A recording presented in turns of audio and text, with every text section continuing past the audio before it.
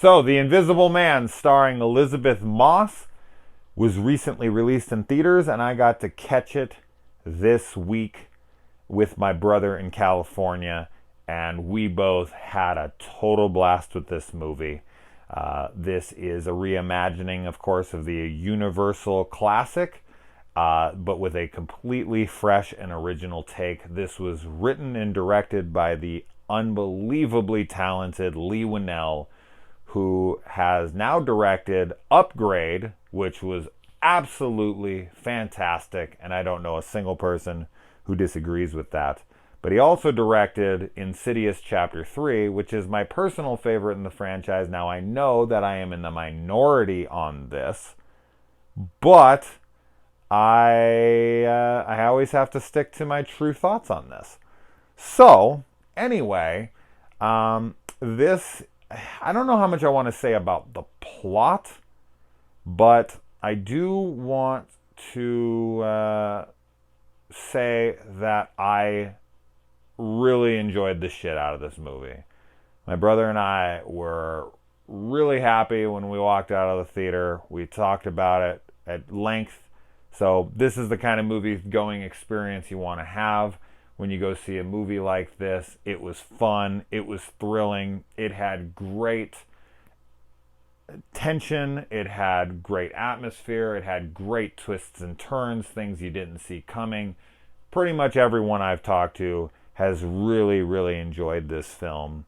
So Leigh Whannell strikes again. The guy just seems to have an unlimited amount of talent when it comes to the writing department. He's created a bunch of franchises now. He's worked on plenty of other properties, and he kind of just he's pretty damn incredible, I have to say. Leigh Whannell is really, really coming into his own these days, and I absolutely can't wait to see what he does next.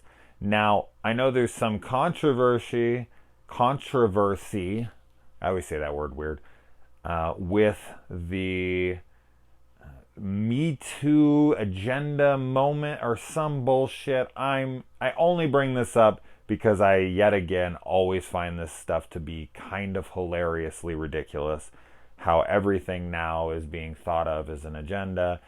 And even if there was some desire to push a certain kind of message, I don't know why this is such a bad thing. I've always find this to be a little funny that people are so against certain things being acknowledged, like, spousal abuse or homosexuals or something. I don't know why that's a bad thing, but anyway, I'm not going to speak any more on that. I think it's ridiculous.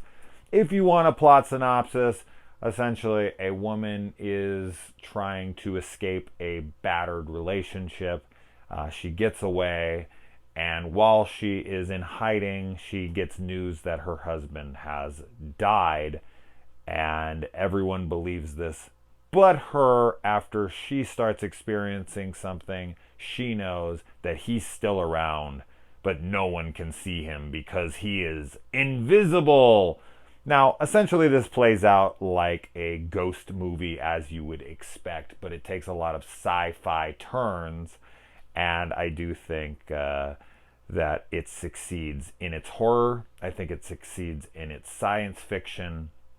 I think it succeeds in its atmosphere, and of course, it succeeds in its acting because Elizabeth Moss is fantastic, as always. So, yeah, I mean, what more can I say about this film? It really just kind of knocks it out of the park in almost every respect. Yeah, I could nitpick a couple things here or there, but I'm not going to. The score is great. The look of the film is great. This is I feel like, the film that Universal has been wanting to make.